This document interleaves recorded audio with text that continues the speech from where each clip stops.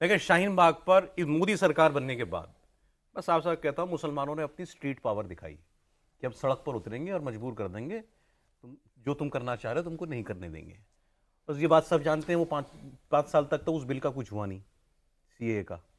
अब जो कानून बन गया, कितने लोग बेटियां जो है फिर भी बच बच के जा रही थी। आज तो मौलाना और पार्टी का नेता सब खुल के एक साथ जैसा ये बता रहे हैं। इंडिया की राष्ट्रीय सुरक्षा के लिए कितना बड़ा मसला बन सकता है ये जो कह रहे हैं कि अगर मस्जिद सच बात से जुड़ने से भी जो है डर लग रहा है। अब मुझे बताइए, 1923 में बना ये वक्फ बोर्ड, 1923 में वक्फ एक्ट आया, वक्फ एक्ट आया। 1912 से 1913 के बीच में दिल्ली राजधानी घोषित हुई। यहाँ पे जमीन का अधिग्रहण अंग्रेजों ने किया। जब वक्फ बोर्ड नहीं था तब की जमीनों पे कब्जे हैं वक्फ बोर्ड के, जब वक्फ बोर्ड नहीं था। अब मुझे बताइए, राष्ट्रपति भवन जब इस्लाम नहीं आया था तब की जमीनों पर है, तो 1500 साल पुराना मंदिर तमिलनाडु में, पूरा का पूरा गांव, 2 गांव।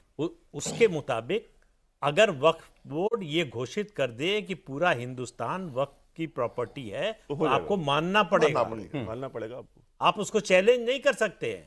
और ट्रिब्यूनल में आप किसी भी संसद में सर्वसम्मति से पास कानून को आप सुप्रीम कोर्ट में चैलेंज कर सकते हैं, इसको नहीं कर सकते। नहीं सर, मुझे वो तो ठीक है सर, लेकिन इस बिल का जो पर्पस है, असल पर्पस जो है, वो भी तो हमको बताना चाहिए। आज देखें, आप हिंदुओं को ये बताएं, अगर हिंदुओं में भी तो क्यूआर कोड चल रहा है ना, आम हिंदू को क्या लगता है?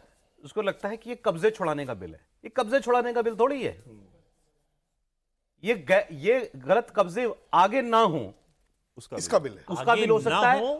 और जिनका कोई सबूत नहीं है, हाँ, उनको जो है उनको एक तरह से बहाल किया जाए। हाँ। अब जैसे वक्फ के पास कुल 8,65,646 प्रॉपर्टी जो मेरे पास आया है, 8.5 लाख प्रॉपर्टीज हैं अलग अलग।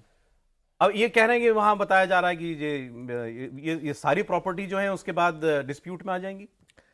नहीं, छीन ली जाएंगी। डिस्प्यूट का लफ्ज तो छोटा है मेरे भाई, छीनने की बात हो रही है, छीन ली जाएंगी। अब बताइए, आप ऐसी कितनी प्रॉपर्टीज जानते हैं, आपको पता होंगी, दादा ने कब्जा किया था, पोता रह रहा है, वक्फ किसी हिंदू की जमीन थी, वक्फ बोर्ड में के जरिए दादा ने ले ली जमीन, उसमें बेटा भी पैदा हुआ, अब पोता हो गया है, दादा मर चुका है, लेकिन उस हिंदू की जमीन पे मकान बना करके रह रहे हैं। ऐसा होता है या नहीं? नहीं होता है, बिल्कुल होता है।